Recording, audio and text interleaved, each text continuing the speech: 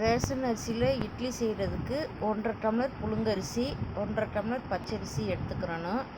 அதை 4-5 தடவை கழுவி மூடி வச்சுக்கரலாம். 4 மணி நேரம் ஊறட்டும். அதே டம்ளரில் 3/4 டம்ளர் உளுந்து எடுத்துக்கிறலாம். 1 டீஸ்பூன் வெந்தயம் எடுத்துக்கிறணும். அதையும் 2 தடவை கழுவிட்டு நல்ல தண்ணி ஊற்றி ஃப்ரிட்ஜில் வச்சிடலாம். ஜில்லு தண்ணி ஊற்றி தான் அரைக்கணும். 4 மணி நேரம் ஆயிடுச்சு. இப்போ மிக்சியில் உளுந்து சேர்த்துக்கரலாம். நல்லா பொங்கி வர மாதிரி கொஞ்சமாக தண்ணி சேர்த்து அரைச்சிக்கரலாம். நல்லா பஞ்சு போல் அரைச்சாச்சு. அதுக்கப்புறம் அரிசியையும் சேர்த்து அதையும் கொஞ்சம் உப்பு சேர்த்து அதையும் அரைச்சிக்கலாம். நைஸாக அரைச்சிக்கலாம். அரைச்ச மாவை உளுந்து மாவையும் மிக்ஸ் பண்ணி நல்லா கலக்கி வச்சிடலாம். நைட்டெல்லாம் புளிச்சிருக்கும். காலையில் இட்லி ஊற்றிக்கிறலாம். காலையில் பார்த்தா புளிச்சிருக்குது. லேசாக ஒரு கிண்டிட்டு இட்லி தட்டில் எண்ணெய் தடவிட்டு இட்லி ஊற்றிக்கிறலாம். ஒரு 10 நிமிஷத்தில் இட்லி வெந்துடும்.